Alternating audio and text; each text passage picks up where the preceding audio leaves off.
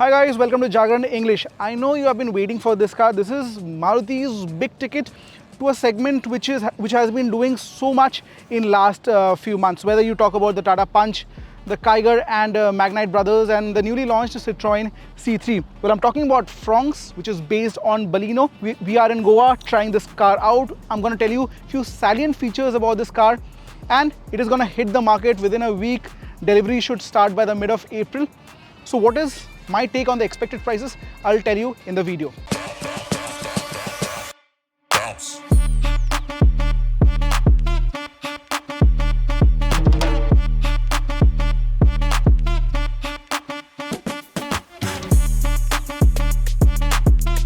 Now let me take you quickly through what the Fronx has to offer. Now the one you see here, this product is slightly special because this is an accessorized one, something that you'll get from the company if you pay extra. The lights, they seem to be borrowed from the Grand Vitara, those 3-pot projector LED lamp. The Nexa LED DRLs also look quite distinct. The grille is quite familiar with the Grand Vitara again. The face is what appeals me the most. You have 16-inch alloy wheels.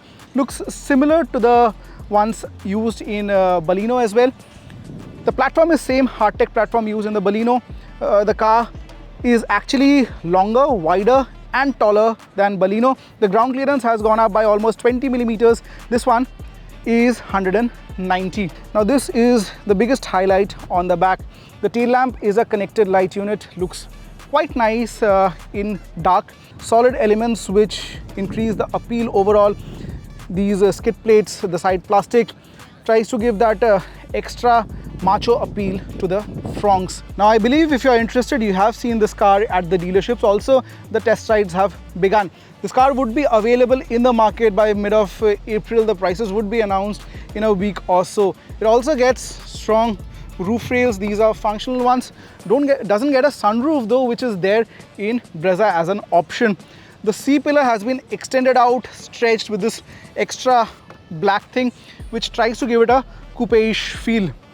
Now let me take you through the cabin of the Fronx, but let me remind you again that this is a accessorized kit, so a lot of it you see here will not be there as standard. Pay extra, dealership will install all these for you. Now the back seat is much like the Baleno, but it's slightly raised, so even people sitting in the second row, the passengers will feel slightly lifted, which I think is a huge bonus. In terms of facilities, you obviously get dedicated AC vents. You have a couple of USB charging ports to go with. No sunroof with Fronx though. It's a 60/40 foldable rear bench. I believe company should have considered a armrest. 3 adjustable headrests you get with a Fronx. Also the central tunnel isn't too lifted, which means you have enough space to squeeze in 3 people. The front of the cabin is quite loaded. Get a 9-inch touchscreen, gets state-of-the-art connected features. You have automatic ACs to go with. Now this dashboard will give you a little bit of appeal of what the new Grand Vitara feels like. Multiple plastic grades that come along. The driver's seat is height adjustable. The front seats have adjustable headrests as well. You have option of wireless charging.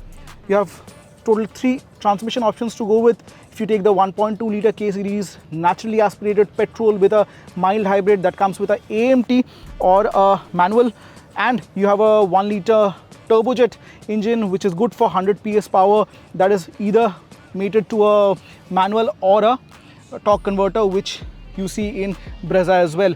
The cabin is, I think, well appointed. Features are at par. Does not get a fully digital driver's display. However, the steering wheel is both adjustable for reach and rake, means it's tilt and height adjustable. Lots of cubby spaces in the cabin, so no problems whatsoever. The plastic grade also feels quite consistent. The cabin, however, lacks genuinity because it is kind of taken in slightly from the Baleno and partly from Brezza and Grand Vitara. What is your take on the Fronx and its cabin? Do let me know in the comments box below.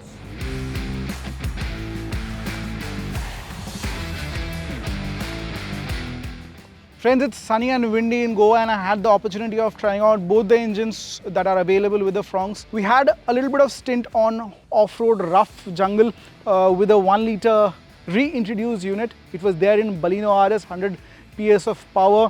Now what's good about this engine is it's powerful, it's punchy, gives you good amount of torque for quick overtakes.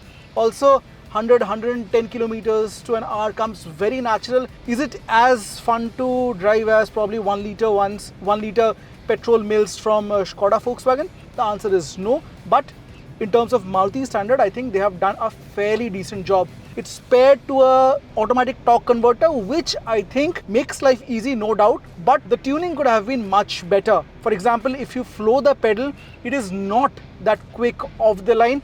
I think the more selling of the two would be the 1.2 litre K series petrol engine, the tried and tested unit in multiple Maruti cars in India, whether you talk about Swift, Baleno, WagonR.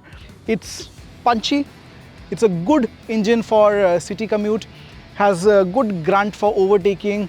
Now similar case is there with the Fronx. It's slightly heavier than Baleno, I must remind you, but doesn't really affect the pulling power of the engine. And in terms of accommodating that weight, there has been extra load on the springs, which means the springs have been effectively made stiffer, and you can feel the ride quality to be slightly firmer than what you see in Baleno. Baleno feels super supple, but this one, company says to make it a little bit more engaging, exciting, the suspensions have been tuned slightly on the stiffer end. The change there is in terms of ground clearance compared to that of a Baleno.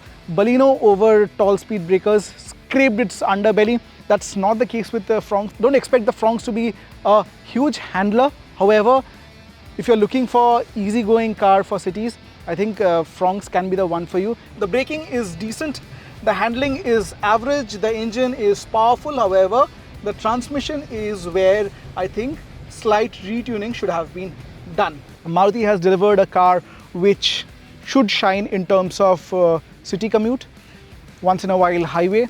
The features here are really great. You get 360-degree camera, HUD if you pay extra buck. Also in terms of mileage, company claims over 20 kilometers to a litre, but in real life expect anywhere 16 to 18 to a litre to be a good number. Safety is an aspect which Maruti should work, and crash test of this car would tell more about it.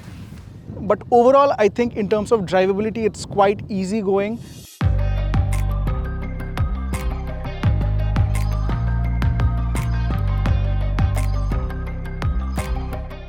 Prices, I expect it to start around 7,15,000 rupees ex-showroom, go all the way to 11.5 lakh rupees, round about 50,000 more than what a Maruti Suzuki Baleno will cost you.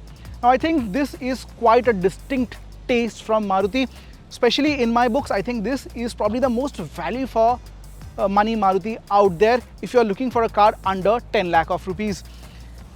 What I like about this is obviously A, distinct looks. Second, the turbo petrol reintroduced is quite punchy. Also, you have good features going with the car. The safety is a bit of a niggle, which probably Maruti will be able to address once Bharat NCAP kicks in. But overall, I think at the outset, the short drive review, what I had today, I think it is gonna appeal to a lot of audience who were thinking of a spacious hatchback, but with the benefits of a raised ground clearance and a turbo petrol engine. What do you think about this car? Do let me know in the comments box below.